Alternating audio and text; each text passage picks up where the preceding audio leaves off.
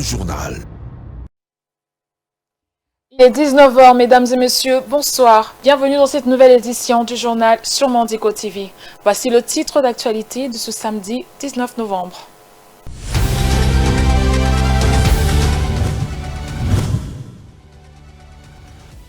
Ouverture à Djerba en Tunisie du 18e sommet de chefs d'État et de gouvernement de l'Organisation internationale de la francophonie, OIF en sigle. Le président Félix-Antoine Tshisekedi a été représenté lors de ses assises par le Premier ministre Jean-Michel Samalukonde qui a boudé la photo de famille en raison de la présence de Paul Kagame, président du Rwanda, pays qui agresse la RDC via le M23.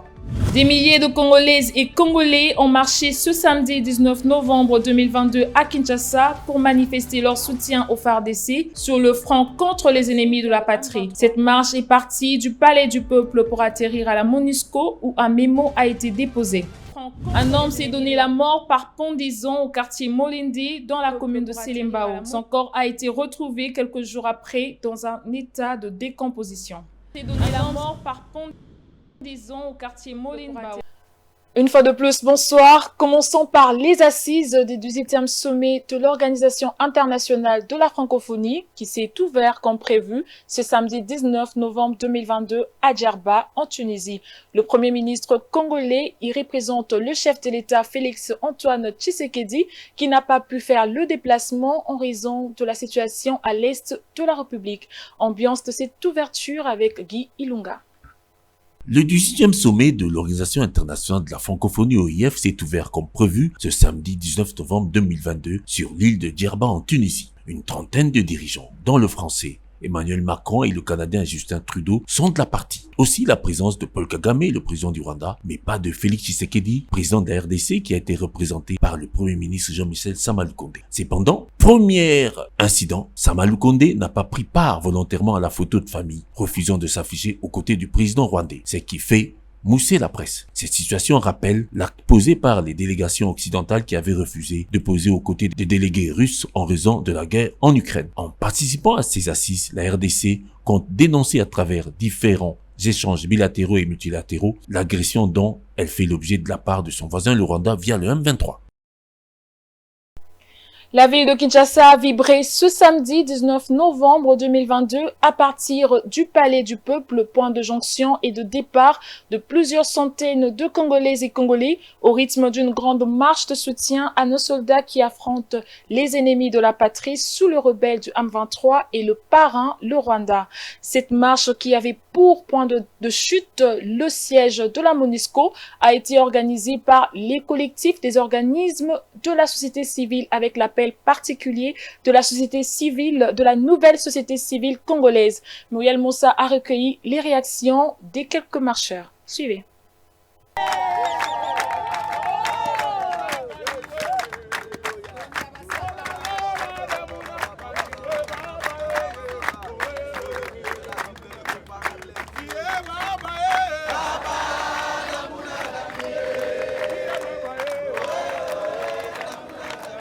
C'est un appel qui a été lancé et c'est une initiative des confessions religieuses qui sont mieux établies et bien implantées dans notre pays, la RDC. Et nous, en tant qu'Église qui est aussi très bien implantée dans ces pays, nous avons voulu rehausser de notre présence à cette marche. Surtout que c'est pour le soutien des efforts que nos FARDC sont en train de fournir pour défendre l'intégrité territoriale de notre pays. Nous disons non, non, non à toute intrusion, nous disons non, non, non à toute occupation illégale et nous disons non, non, non à la balkanisation de notre territoire national. Il y a un problème d'insécurité, mais nous disons que ce problème, ce sont les pays voisins. On les cite, le Rwanda et ses alliés, l'Ouganda. Ils sont en train de nous déranger. Nous devons être prudents. Notre pays est en train d'être déstabilisé avec les pays voisins. Les confessions religieuses, les organisations de la société civile, toutes les composantes, les églises dans leur diversité ont appelé à marcher contre l'agression de notre pays et le soutien que nous devions apporter à nos forces armées. Donc je ne devais pas être resté indifférent Comme tous les Congolais, j'ai répondu à l'appel et je suis dedans parce que je pense que mon pays est agressé. Je n'en ai pas deux, il n'y a qu'un seul pays. Il fallait que nous marchions pour marquer notre désapprobation sur ce qui arrive à notre pays. Comme maintenant nous avons marché, nous venons de déposer les mémoires à la MONUSCO, nous attendons la réponse. Aussitôt qu'on n'aura pas la réponse liée à ce que nous demandons, nous reviendrons avec des actions de grande envergure. John Dramani Mahama, ancien président de la République du Ghana, est arrivé le vendredi 28 novembre 2022 à Kinshasa en provenance d'Accra, capitale de ce grand pays de l'Afrique de l'Ouest. Rien n'a encore été filtré sur le contour de la mission de l'ancien chef de l'État ghanéen en RDC. Tout porte à croire que le séjour de l'ex-président ghanéen à Kinshasa, après un balai diplomatique de plusieurs émissaires de pays amis et frères de la RDC, devrait rentrer dans la même catégorie de médiation pour résoudre la crise qui provoque entre la RDC et le Rwanda via le groupe rebelle du M23. John Dramani Mahama était président de la République du Ghana entre juillet 2012 et janvier 2017. Le ministre de la Défense nationale, Gilbert Kabanda, a confirmé lors de son audition à la commission paritaire Sénat-Assemblée nationale que le gouvernement de la République a tout mis en marche pour gagner la guerre que nous impose le Rwanda. Il demande à la population de garder son calme. L'armée congolaise se comporte très bien. L'intégrité du territorial national ne sera jamais brandée. Suivez-le au micro de Martin Kayembe. Répondre à l'appel des commissions de l'Assemblée nationale et du Sénat concernant la question de l'heure, c'est-à-dire la sécurité à l'est de la République, et plus particulièrement à Goma. Il est tout à fait logique, normal, que, puisque nous sommes en temps de guerre, que les élus du peuple puissent se renseigner auprès du ministre qui a la défense dans ses attributions, comment les opérations évoluent, comment le gouvernement a pris les mesures de défense de la patrie, de gérer notamment tout ce qu'il y a comme déplacé. Il y a beaucoup de questions humanitaires qui se posent. Eh bien, il était tout à fait logique que l'Assemblée nationale et le Sénat puissent poser des questions au ministre pour être éclairé là-dessus. Ce que je peux dire à la population, c'est que le gouvernement s'emploie à tous les niveaux pour que la guerre à l'Est, nous puissions la gagner. Il y a une semaine, j'étais à l'Est. Après ça, je suis parti à l'étranger. Je ne suis pas parti me reposer à l'étranger. Je suis parti pour trouver des solutions à la guerre à l'Est. Je suis rentré. Nous sommes chaque jour au sein du gouvernement.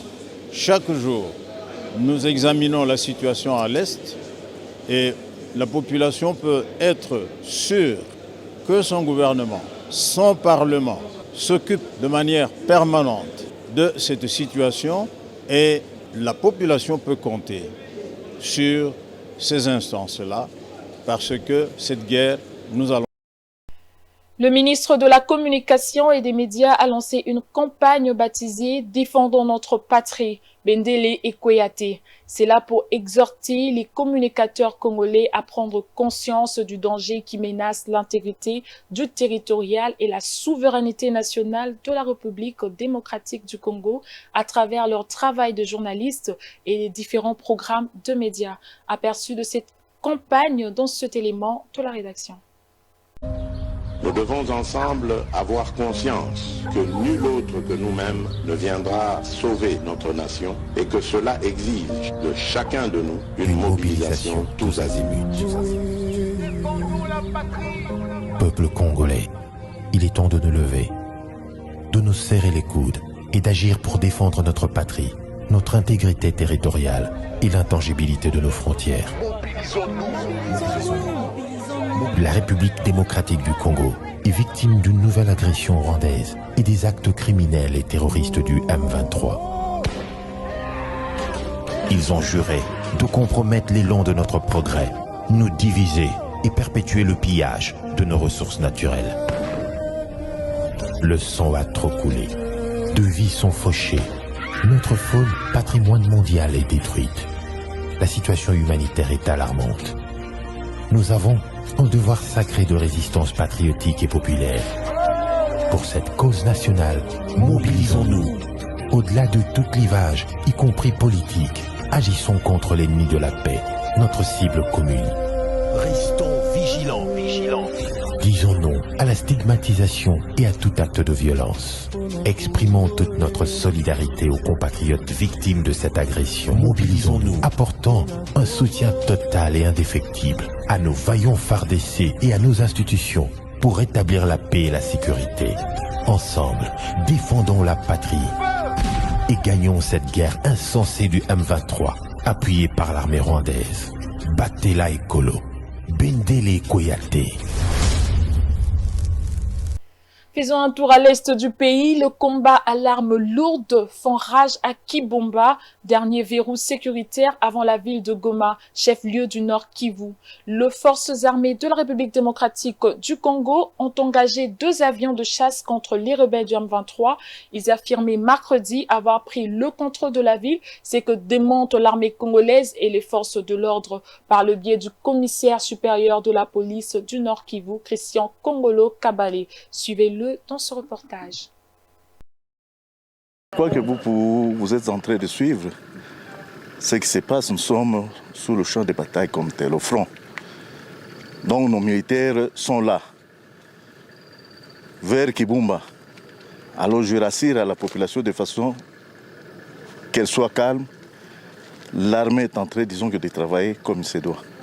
Vous rassurez que Kibumba est sous contrôle des forces? C'est sous contrôle, mais comment moi, la police, je suis là? C'est pour confirmer effectivement que la police est sur place, là où se trouve l'armée. Toujours dans le cadre de ce qui se passe à l'est du pays, le Parlement kenyan a voté la résolution portant envoi en RDC de 900 soldats kenyans en mission de désarmement de troupes armées rebelles. Un contingent de 100 éléments sont arrivés à Goma pour prêter appui aux forces loyalistes. Quelle sera la nature du mandat de soldats kenyans sur place au Nord Kivu? Suivez quelques éléments de réponse dans ce reportage. L'arrivée des militaires kenyans à Goma relève d'une résolution concertée de la Commission de la Communauté des États de l'Afrique de l'Est en synergie avec le Parlement du Kenya, qui est allé jusqu'à examiner la question avant de la voter. Ainsi, en tout et pour tout, il a été prévu 900 soldats kenyans en détachement en RDC, précisément à Goma, pour protéger cette ville contre les groupes armés dont le processus de Nairobi, en sa première phase, avait décidé leur désarmement. Seulement, le contexte des combats en cours entre les rebelles du M23 et les forces loyalistes pose certaines interprétations qui prêtent à confusion dans l'entendement de l'opinion. De l'avis du commandant kenyan, la mission est très claire. As a force commander, that is very clear to me. En tant que commandant de la force, c'est très clair pour moi. Nous sommes ici pour protéger et défendre l'aéroport international de Goma, y compris le quartier général de la force, pendant que les autres processus se poursuivent. Du côté congolais, l'appui kenyan sera très décisif lorsqu'il s'agira de désarmer les rebelles. Mais l'offensive des armées sur le terrain reste un engagement qui ne doit souffrir d'aucune tergiversation. J'espère qu'avec votre arrivée, beaucoup de choses vont changer et nous allons évoluer dans une mission offensive afin de ramener la paix dans notre pays, la RDC, avec comme priorité le M23 et cette agression rwandaise. Défendre Goma ou désarmer les rebelles et groupes armés nécessite une force de persuasion que seules les armes confèrent. Attendons de voir ce qui va se passer en dehors les 6 mois programmés pour ce mandat.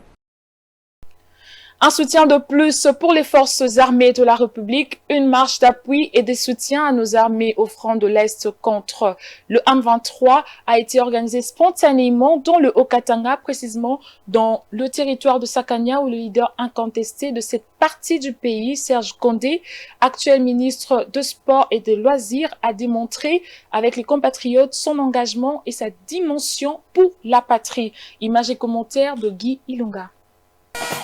L'agression de la République démocratique du Congo par le Rwanda via le M23 a suscité encore plus de volonté patriotique au leader incontesté du territoire de Sakanya, Serge Kondé, actuel ministre national des Sports et Loisirs, qui a drainé spontanément les filles et fils, bref, toute la population du territoire de Sakanya dans le Haut-Katanga, a manifesté par une grande marche dans la rue le même engagement qu'il ressent intimement pour sa très chère patrie, la RDC, victime des velléités expansionnistes de son voisin le Rwanda sous couvert du M23. Je suis venu ici mobiliser toute la population du territoire de Sakanya pour le soutien total aux forces armées de la République démocratique du Congo et répondre positivement à l'appel du président de la République, son Excellence Félix-Antoine Tshisekedi Tshilombo. Parce que quand on parle de développement en RDC, Sakanya n'a jamais été épargné depuis l'avènement au pouvoir de Félix-Antoine Tshisekedi Tshilombo. La population de Sakanya, jeunes et vieux, en harmonie avec ce véritable meneur des masses qu'est Serge Kondé, reste décidé à suivre l'élan patriotique avec l'appel de leur leader du territoire, adressé aux jeunes particulièrement, à s'enrôler dans nos forces de défense du pays en respectant la volonté exemplaire du chef suprême et garant de la nation, à savoir Félix-Antoine Tshisekedi Tshilombo. Et nous devons qu'être reconnaissants, nous devons soutenir à 100% le président de la République et soutenir les forces armées de la RDC qui se battent nuit et jour pour défendre la patrie. Aujourd'hui, nous sommes ici à Sakanya, sous un beau soleil, animés de bonne foi, pour compatir à nos compatriotes de l'Est de la RDC qui sont en train en ce moment de fuir la guerre. Meneur de masse du territoire de Sakanya, Serge Kondé, prêt à tous les sacrifices, n'entend pas ménager ses efforts avec le soutien de toute cette base populaire afin de contribuer notablement dans l'anéantissement de toutes les menaces contre notre intégrité territoriale comme notre très précieuse souveraineté nationale. La RDC doit accompagner ses compatriotes. Raison pour laquelle nous sommes ici à Sakanya, nous avons mobilisé toute la masse, nous avons mobilisé toute la population pour soutenir la RDC, soutenir le président de la République et soutenir les forces armées congolaises et la police de notre pays. Une chose est non seulement sûre, mais évidente. La population du territoire de Sakanya a retrouvé son leader et s'est livrée volontairement à son conducteur incontesté, Serge Kondé, pour lequel, à l'instar du président de la République, le drapeau congolais sera défendu avec la plus ferme des déterminations. Passons à l'Assemblée nationale, les députés nationaux ont examiné et voté sous la houlette du speaker Christophe Mbosso la proposition de loi sur la protection et la responsabilité des défenseurs de droits de l'homme en RDC. Après débat, elle a été délibérée, recevable par l'Assemblée plénière. Cette proposition de loi a été envoyée à la Commission de droits de l'homme et de la Chambre basse pour amendement. Selon son initiateur, le député Jean-Paul Bigira, la dite proposition veut garantir aux défenseurs de droits de l'homme l'environnement propice à leur activité. Des images avec les commentaires de Guy Ilunga. Suivez. Honorable Président, la proposition présente la question des droits de l'homme comme un ciment de la démocratie, développement des peuples et une réponse logique des engagements internationaux auxquels la RDC a librement souscrit en partant de la Déclaration universelle des droits de l'homme jusqu'à la Charte africaine des droits de peuple ainsi que la Constitution spécialement en ses articles 122.1 et 203 au point 1. Protection dont il est question vise tous ceux qui participent à la promotion, à la protection, à la défense des droits de l'homme et les libertés fondamentales telles que proclamées par les conventions internationales, la Constitution, les droits et règlements en vigueur en RDC. Honorable Président, honorable membre bureau, honorable député, chers collègues, j'ai vraiment la responsabilité de saluer notre collègue, l'initiateur de cette proposition ici, parce que c'est pour moi quelque chose qui vient réaffirmer l'engagement sincère de notre nation au respect des textes que nous avons ratifiés nous-mêmes. Honorable Président, vous retiendrez qu'aujourd'hui, notre Chambre a encore témoigné à la face du monde la volonté du chef de l'État, Félix Tshisekedi, de décoller, de créer un décollage exceptionnel sur les progrès de la démocratie dans notre pays. Dans l'esprit de cette proposition, le défenseur des droits de l'homme n'a pas que de droits. Il a aussi des obligations, des devoirs vis-à-vis de l'État dont le législateur est appelé à fixer les conditions et mécanismes de jouissance. À ce titre, on lui reconnaîtra notamment le droit de participation aux réunions et rassemblements pacifiques, le droit d'association avec d'autres personnes de même nature, le droit d'accéder aux informations, le droit de communiquer ou diffuser des idées, le droit d'assister les victimes des droits de l'homme. Cette loi souffre de son adoption depuis plus d'une décennie. Elle a traîné dans le pipeline de notre Parlement, précisément depuis décembre 2010, soit 12 ans bientôt. Aujourd'hui, c'est une lueur d'espoir qu'elle refasse surface.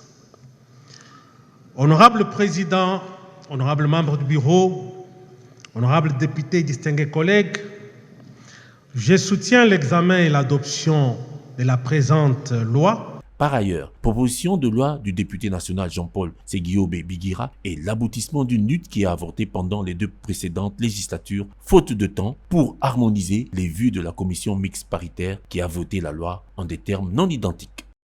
L'Assemblée provinciale du Lualaba a voté la résolution autorisant les procureurs généraux près la Cour de cassation de poursuivre l'ancien gouverneur Richard Mouyej.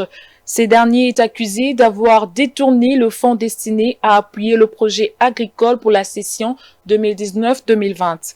La séance plénière devait statuer sur le réquisitoire du procureur général près la Cour de cassation daté du 15 novembre, adressé à l'Assemblée provinciale du Lualaba. Le procureur général près de la Cour de cassation reproche à Richard Mouyej le détournement de 26 millions de dollars américains provenant d'un crédit contracté par la province pour appuyer un projet agricole pour la période 2019-2020. Qui plus est le parquet près de la Cour de cassation qui reproche à Richard Mouyej d'avoir retiré de l'argent auprès du ministre provincial de Finances destiné à la caisse du gouverneur. Le réquisitoire du procureur général près de la Cour de cassation a suscité un débat houleux entre les députés provinciaux. À l'issue de ces débats, un vote a été organisé. 16 députés sur le 20 présents ont voté pour l'autorisation de l'instruction et de poursuite contre Richard Mouyej. Notons que Richard Mouyej a dirigé la province du Lualaba entre 2016 et 2021. Il a été mis en accusation depuis le mois de septembre 2021 par l'Assemblée provinciale du Lualaba. Le coupeur de route refont surface dans la province du Congo central, plus précisément sur la nationale numéro 1. La nuit de mercredi à jeudi dernier, à quelques kilomètres de la ville de Kimpese, des camions remorques ont été attaqués. Bilan, 1 mort et des blessés. Plus de détails dans ce reportage de Martin Kaimbe. La province du Congo central est aujourd'hui parmi les provinces où la criminalité refait surface. Téné, la route numéro 1 est aujourd'hui atteinte par le phénomène dit coupeur de route. Ici, nous sommes au croisement de la nationale numéro 1 et l'entrée de la cité Luozi dans le district de Cataracte, à quelques kilomètres de la ville Kimpese. Ces camions remorques a été interceptés par un groupe de coupeurs de route aux environs de 23 heures. Sur place, après échange de tirs, un convoyeur est mort sur place et le conducteur du véhicule blessé. Chose étonnante, ces hors-la-loi ont opéré dans toute tranquillité en visitant un bon nombre de véhicules sans qu'ils ne soient inquiétés par le service de l'État. La population de villages environnants se sent abandonnée et lance les cris d'appel aux autorités de tout faire pour que pareille chose ne se reproduise. Car, insécurisée, la route Kinshasa-Matadi s'est privée, la capitale de toute importation, et fragilisé l'économie congolaise, qui tente de se reconstruire par des efforts du gouvernement central. Il faut noter que la province du Congo central est réputée comme un havre de paix où cohabitent les Congolais en toute sécurité. Place à la culture congolaise à l'international. La 22e édition du concours international Miss Heart se tiendra le 29 novembre à Manille, aux Philippines. Abwana Kumu Deborah est celle congolaise qui portera les couleurs de la RDC à Miss Heart 2022 Strong. Qui est-elle? Réponse sur sa personne dans cet élément de la rédaction. Suivez. Abwanankumu Deborah est cette Congolaise qui portera les couleurs de la RDC à Miss Earth 2022 Strong. La 22e édition du concours international Miss Earth Mystère se tiendra le 29 novembre à Manille, aux Philippines. Deborah Abwanankumu vise à promouvoir la sensibilisation à l'environnement à travers l'industrie du divertissement. Pour cette édition, la République démocratique du Congo y sera représentée par elle, la Miss congolaise Abwanankumu Deborah, qui arborera les couleurs du drapeau national en tant qu'ambassadrice de la RDC. I am Abwanankumu, Miss Earth, Democratic Republic of Congo. I come from the land of Lumumba, a land of... Une fois couronnée à cette compétition, cette Congolaise, déjà très engagée pour la cause environnementale, compte mettre en œuvre plusieurs projets allant dans le sens de la protection de l'environnement, notamment sensibiliser la population congolaise à la protection de l'environnement, à la culture de reboisement et à la responsabilité sociale en ce qui concerne la nature. The Democratic Republic of Congo is a land where culture is also rich. In music, the Congolese Humba is registered as Heritage of Humanity by UNESCO. Outre cet aspect, Deborah Abouanankoumou a tant utilisé cette plateforme pour dénoncer tout ce qui se passe à l'est de la RDC. La jeune femme a été sacrée top modèle en 2016. Cette expérience lui a permis de représenter la République démocratique du Congo à Miss Diamond of the World en 2016 en Algérie. Il est également mannequin international. Une page sombre au bout de ce journal, un homme s'est donné la mort par pendaison au quartier Molende dans la commune de Selembao. Les raisons et les circonstances de cette affreuse situation ont été expliquées à notre envoyé spécial sur place, Vite Pandou, par le commandant de la police ainsi que le bourgmestre et un habitant du quartier Molende. Suivez leurs propos. Nous venons de constater un gars qui vient de se suicider. Vraiment c'est pitié, c'est regrettable. C'est une chose qui ne peut plus se répéter. Je suis en train de conseiller la population de Selembao qu'elle ne fasse pas comme ça. Quelle que soit la souffrance, quels que soient les problèmes, il faut laisser tout entre les mains de Dieu. Dieu seul connaît l'avenir de tout et chacun. Ne faites pas ça chez vous. Je venais de le dire, c'est un mauvais comportement. Lorsque les gens peuvent accepter de se pendre comme ça, chaque problème a toujours eu des solutions. Au lieu de se pendre, il faut chercher les gens pour qu'on trouve facilement des solutions. C'est un comportement qui n'est pas encouragé. C'est un garçon du quartier, il est toujours gentil, mais pendant 3 jours, on ne le voyait pas. Hélas, il s'est pendu. Mais on ne connaît pas encore le motif de sa pendaison.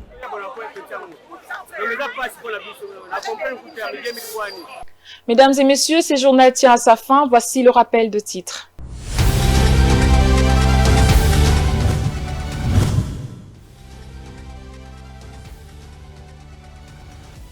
Ouverture à Djerba en Tunisie du 18e sommet de chefs d'État et de gouvernement de l'Organisation internationale de la francophonie OIF en sigle. Le président Félix-Antoine Tshisekedi a été représenté lors de ses assises par le Premier ministre Jean-Michel Samaloukonde qui a boudé la photo de famille en raison de la présence de Paul Kagame, président du Rwanda, pays qui agresse la RDC via le M23.